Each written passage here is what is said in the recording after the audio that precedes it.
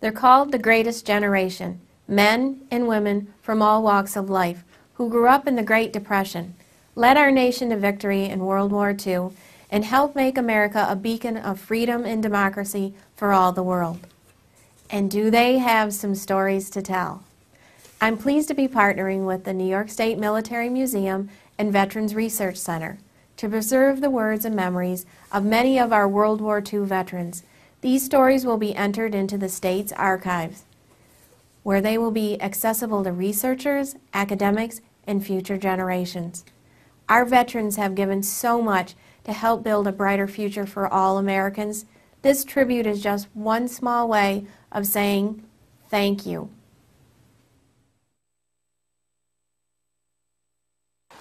I had finished training right here at Mercy, and I was working for Dr. Simpson up at the TB stand, and my two brothers were already in the Army.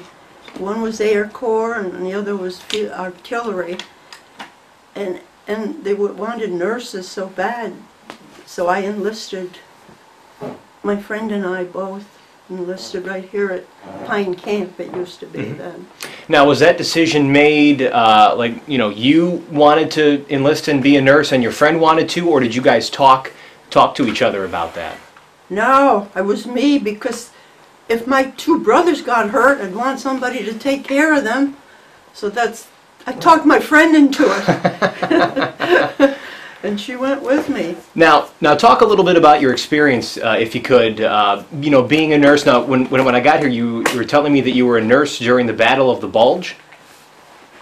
Okay. When I enlisted, we had to go to Atlantic City, New Jersey, for basic. There's pictures over there about that, and we went through basic, and then I was assigned to Governor's Island, right off the shore of New York City, and I took care of lots of Army people that came from either the California or the other, from the east, and we were there, I'm trying to think, a few months, and then we got orders to go overseas. And it was in a convoy. Now, when you got those orders, was it a little bit frightening? Was it exciting? I mean, describe what the feeling was. So you weren't, nervous at all about going overseas? No. You just thought it was another day at the office, so to speak. I'm just going to do nursing. It didn't matter to me where. But then you get over there, and the Battle of the Bulge starts, right? No. We went to England first. Okay. Liverpool. And they put us in a place called Oulton Park, and there were just huts with pot-belly stoves in them that would go out at night, and you'd freeze. and we were there till we got orders to go to replace the 99th General, which was in Reims, France, and we went. On the ship, and there was lots, engineers, all kinds of Army people on the same ship, and we got to cross the channel, and when we got to Le Havre, where we were supposed to dock, we couldn't, because the Germans had bombed so many ships that we couldn't dock at all. So then we had to go to Cherbourg, which was another city, try there, same thing. So then they ordered an LSD, and we went out in the channel, and at midnight, we were told to get our full gear on, our regular helmets, everything. And you could hardly walk, you had your mess kit, your first aid kit, everything with you. And we stayed on line absolutely in the dark at midnight until this man hands me a rope ladder, and he said, "You're going over the side of the ship, you hand it to the guy below so he can get it back to me again. Oh, wow. I was shocked. I imagine, yeah. I guess the best thing was that we couldn't see the water. And down we went, all of us nurses, the whole hospital. Wow. On this LSD. Pitch black, midnight. Yeah. Wow. You couldn't, you know, because of the planes coming, you couldn't have a light. Mm-hmm. And when we got to Le Havre, where we were supposed to dock, we couldn't because of the sunken ships. Mm-hmm. Then we went to another city. I'm trying to think of the name of that one. And we couldn't dock there either. So that's when they ordered the LSD and we had to go over the side of the ship. But we finally landed on this little beach called Etretat. And from there, we waited. We were put in these chateaus. No heat, no water. The one I was assigned to anyway, not all of them. There was one that had everything, and that's where the mess was. Mm-hmm. And we were there until, you know, we had to leave.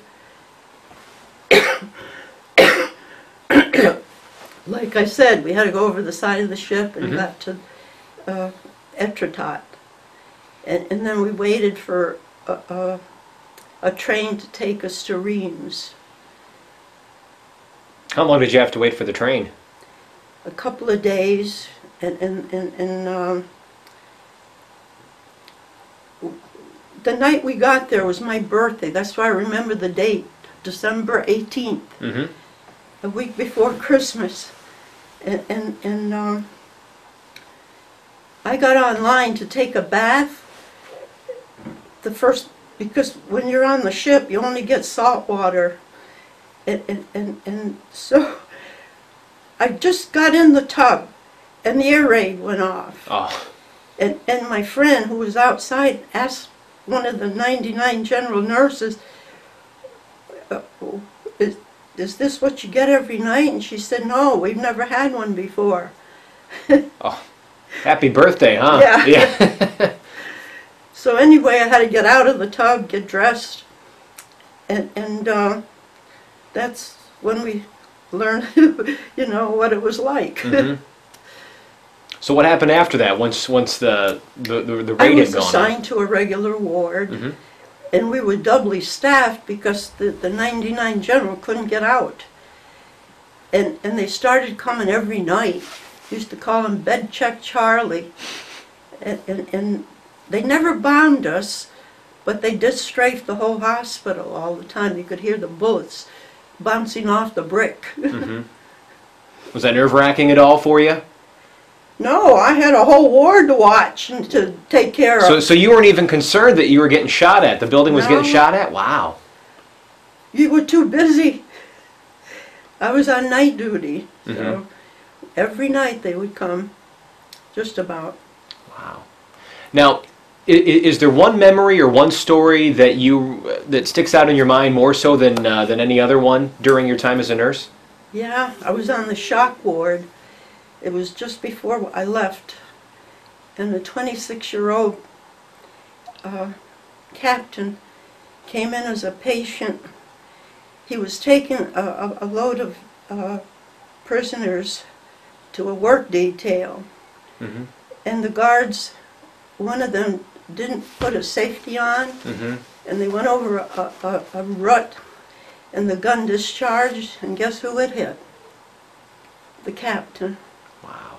As he was reaching for a cigarette, it went through his hand and into his arm, and he bled to death. When we got him, it was too late. The doctor jumped on the bed and gave him CPR, and we couldn't revive him. Wow. My gosh, wow. Any regrets? Would you do it over again if you could?